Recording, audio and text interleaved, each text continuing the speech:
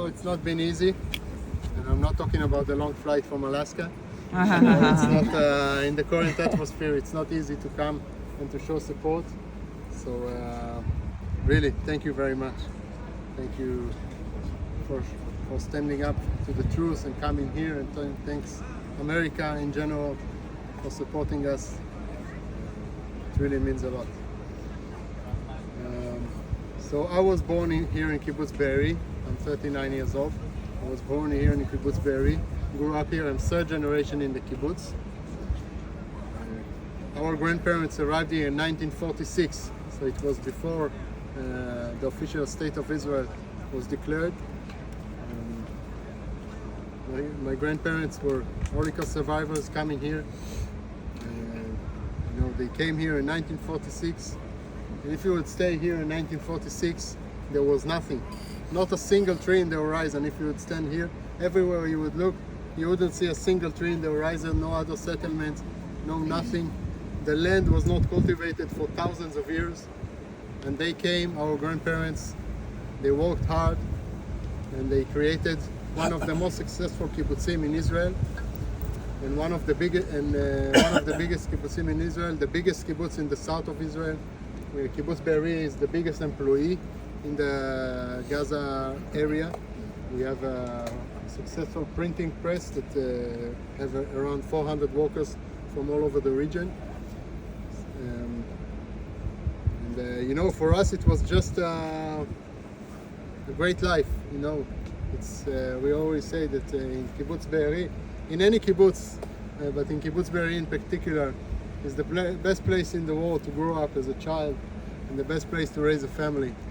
And just to give you an idea, my 5-year-old niece, we are 5 siblings in my family. We all came back to live in Be'eri, since Be'eri is such a great place to live. We all leave, at some point, going to university, starting a career somewhere, but when you want to start your own family, everybody comes. Over 80% of the people that are born here come back to live here. So all my siblings came back. My friends, most of my friends that I grew up with, came back to live here. You can walk everywhere, visit your family, your friend that you grew up with. What can be better than that? My 5-year-old niece could leave her home and walk to visit her grandparents on the other side of the kibbutz by herself. This is how much safe we felt here. Just to give you an idea about the life that we had before October 7th. I'm just gonna locate us. So Gaza is this way. It's about 2.5 miles from here. This dirt pile that you see is new. It was created by the IDF after October 7th. Before that, you could see to Gaza and all the way past Gaza to the Mediterranean Sea from here. And the road that we see behind the fence, people always ask me, because we felt very safe and we never had terrorists coming to the kibbutz. We never thought that there is any chance that the terrorist might come to the kibbutz. So people ask me, why do we have this fence? This is because this fence is our home security. You see, look at our homes. We don't have home security. I never lock my door. I never lock my car when I leave home. I don't need to.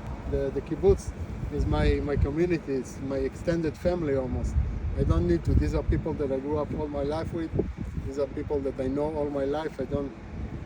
We have the home security around the kibbutz, and inside the kibbutz it's our home.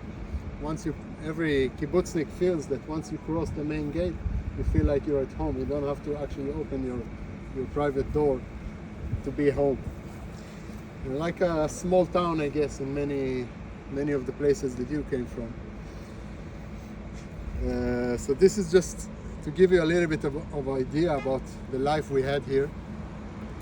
We're going to give you some numbers regarding the kibbutz about October 7th.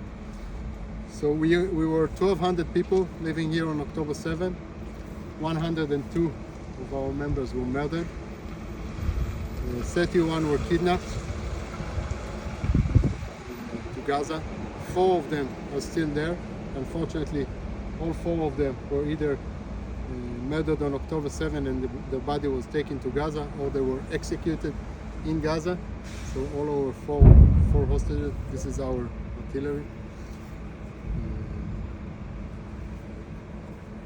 So all of our hostages, unfortunately, are no longer alive. Except for the 102 members of Be'eri that was murdered. Another 36 soldiers and policemen were killed in the battles in Be'eri. The battle in Be'eri was the biggest and the longest battle of all the battles on October 7. Just to give you an idea, between 450 to 600 terrorists were in Be'eri alone. This is a 2-mile diameter of a community. Just to give you the idea of how many terrorists we had here. Be'eri is not the closest community to the Gaza Strip, but because we were a big, successful community, we were a symbol of strength, of success, and this is why they came first to Be'eri. They came to Be'eri first with the highest number, with the most special forces of Hamas came to Be'eri. They came from this road over here. They broke the fence right there. This road, if you would go on this road, in 5-minute drive, you are in the Netzarim corridor. This is the road, now the road that separates northern Gaza Strip to the southern Gaza Strip. Just in front of us, a little bit to the north, is the Gaza city, really not far from here. And they came here prepared with machine guns. We saw the videos, pickup truck, machine guns, RPG launchers, grenades, bombs, and each of these pickup truck had thousands of, even tens of thousands of bullets. They were prepared for a long battle, and the fighting in Be'eri alone lasted for 3 days, until from Saturday morning, 6:30 a.m. when everything started, until Monday in the afternoon. There was still fightings in Be'eri. So this was the longest battle of October 7, and the hardest battle of October 7 was in Be'eri. The terrorists came, they broke the fence right there on the corner. They came with a bulldozer. They broke the fence with a bulldozer in Gaza. They drove here. The minority of them came from the main gate where you came from, but the majority just came from here, broke the fence right there, and they just came inside prepared with all the artillery and the ammunition and the machine guns, the launchers, everything, and they came with empty cars to take hostages. They came with tires and gasoline to burn homes down.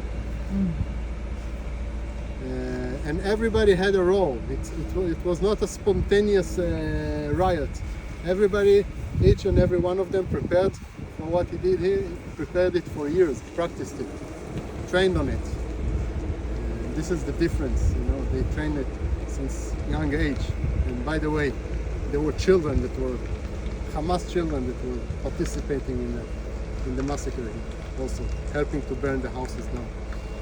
How old would you guess them to be? I would say a friend of mine that survived, he said that he heard from the voice that he heard in his safe room, even 10, 11 years old. Are those bullet holes? Yeah, so these are bullet holes. This neighborhood was the neighborhood, these two neighborhoods over here, that was the neighborhood that was hit first, was hit the most.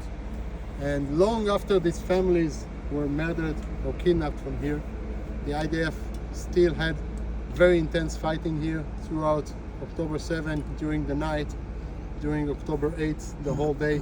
Soldiers, unfortunately,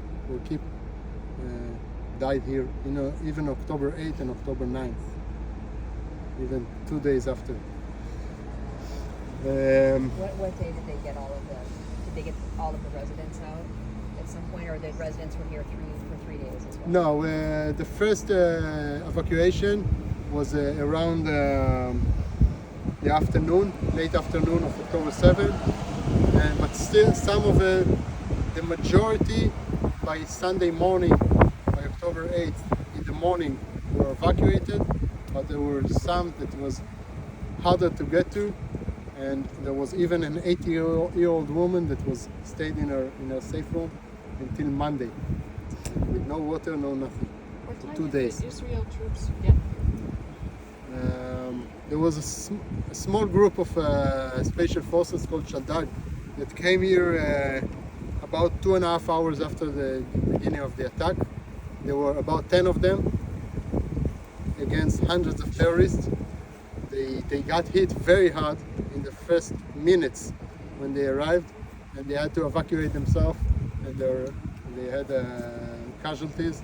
They evacuated themselves to the main gate of the kibbutz and fought off the main gate because they thought the rest of the IDF will follow, so at least they're going to clear the main gate for the rest of the IDF will be able to come inside. The reality is that they were there for hours by themselves until the next troops arrived about 7 hours after the beginning of the attack. To this neighborhood, after around 9 or 10 hours, we're able to really come and start evacuating people, even So they 12 couldn't hours. reach the safe rooms? So we had a safe room in every house in the kibbutz, but this, צריך אישור שלך בדוד עכשיו, רק תשלח לנו גם. what? צריך שתאשר את דוד שייכנס. Me? שדוד ייכנס. סורי. כן, דוד שלנו. רגע, להתקשר אליו. So, sorry, what was it? The safe room.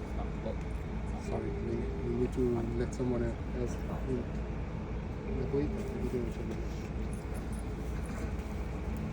So we had a safe room in every house in the kibbutz. It was built about 15 years ago by the government. All the government, everyone that is less than 5 miles from the border of Gaza, had the government was building a safe room. But this safe room was built for rockets. So first of all, there's no lock on the doors. So everything started with a rocket attack. We thought it's just a rocket attack. So everybody went into the safe rooms. But this safe room, first of all, the door doesn't have a lock. So when the terrorists came inside, it was an arm wrestle on the handle. We had to fight for the handle. The father of the family would fight for the handle against the terrorists. So it was an arm wrestle.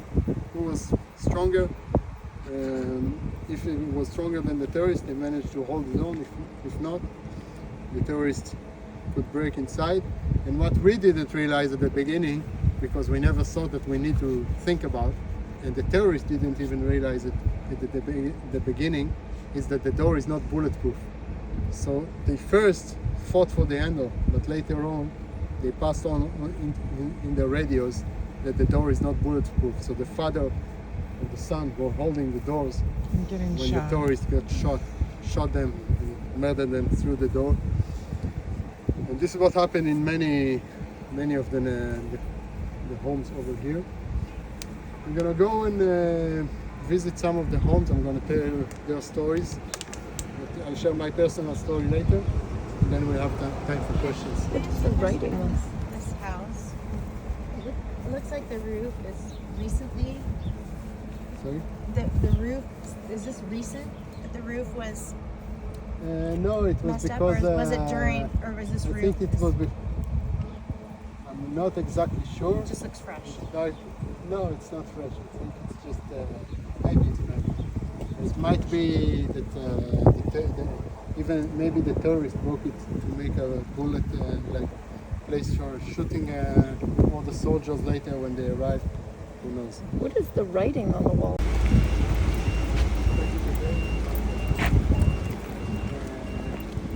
You all leave them like the same. You see, all the homes look the same, kind of. We get the same, kind of like very democratic, like very vocal. Everything in the community is votable. So some work in the field, some work in the factory, some work anywhere. And walk outside of the kibbutz if you want. But did any of the families in this area survive? Aran Shoham family. This is the home of Shoshan and Avshalom. They're about 65 years old. They live here. On that day, since it was Shabbat, Saturday, and also a Jewish holiday, Simchat Torah, they were visited by their daughter Adi and their husband Tal. the two young children, Nave and Yael, and also Avshalom's sister Sharon and her daughter Noam, all stayed here together on October 7. When the terrorists arrived, they were already in the safe room. And when the Tal and Avshalom were holding the door, and the terrorists felt resistance, so they just took tires, put gasoline next to the tire and gasoline next to the safe room in several places of the house, and they just burned the house down. At some point, the family were suffocating in their safe room. They had young children, and at some point they opened the window and say, "Okay, we surrender." They were taken outside from the window of the safe room over here. They were taken this way. They took all the women and the children in one car. They separated Tal from his wife and two young children, and they took him in a different car to Gaza. And Avshalom, for some reason, we're not exactly sure why. Maybe there was no room for him in the car. They just executed him and went on to take the rest of the family to Gaza. The women and the children came back after 50 days in the first hostage deal back in November 23rd. Tal came back after 500 days in the last hostage deal back in March, I think it was. He came back. I actually met him yesterday for the first time. He was interviewing here for Reuters. He was in 60 Minutes also. You can find his interview. And as I said, except for 102 members of the kibbutz, it was noted here 36 soldiers and policemen were also killed. Unfortunately, this home, long after this family was kidnapped from here, this home was still a battlefield, and the soldiers, a lone soldier from France, his name is Eli, was killed here in the battles. You can come inside.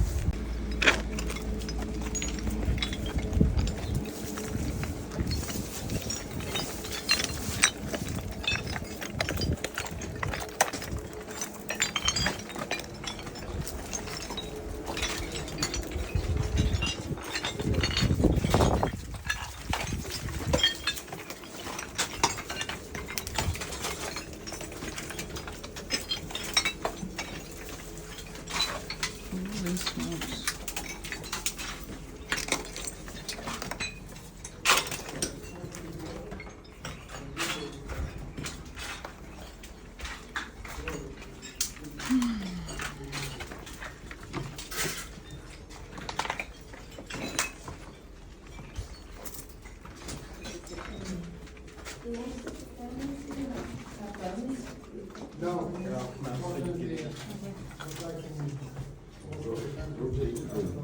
in Israel it's not so easy to own a gun, especially a rifle. I'll talk more about it later when we talk to the. This is safer. Yeah, this is the safe room.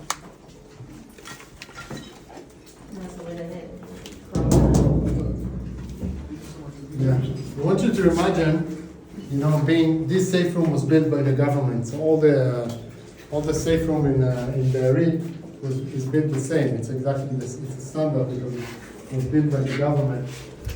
I want you to imagine what it was like to be here on October 7th. What was the best case scenario being in Be'eri on that day. You're in the dark because around 10 a.m. all the electricity fell off in the kibbutz because they burned so much homes. You don't have water, you don't have food, you don't have bathroom, you're with your children. At some point you don't have battery on your phone to communicate to the rest of the world, you don't know what's going on. Everything you do is you listen outside to hear if you hear Hebrew or only Arabic. And this is when you know that the IDF arrived. Is this fan melted? Yeah, it was melted from the heat. You can see that even when the door was closed and the home was burned from the outside, it was still so much Was there penetrating are there inside. provisions made for the windows? Sorry? Are there? So this is obviously a window, Yeah. and you said it was designed for rockets, Yeah. right? So I'm assuming the window actually like opened and didn't have a No, protective covering, or? No, the window is actually thick. It's Oh, fine. And okay. it's also, you can also Gotcha. lock it. You can Gotcha. see over here. But the door is a different problem. Right. Right. Door's made of aluminum, it looks like. Yeah, it's just, it's made for shrapnels. Oh my gosh, right there. That's What is that? the bullet that killed him.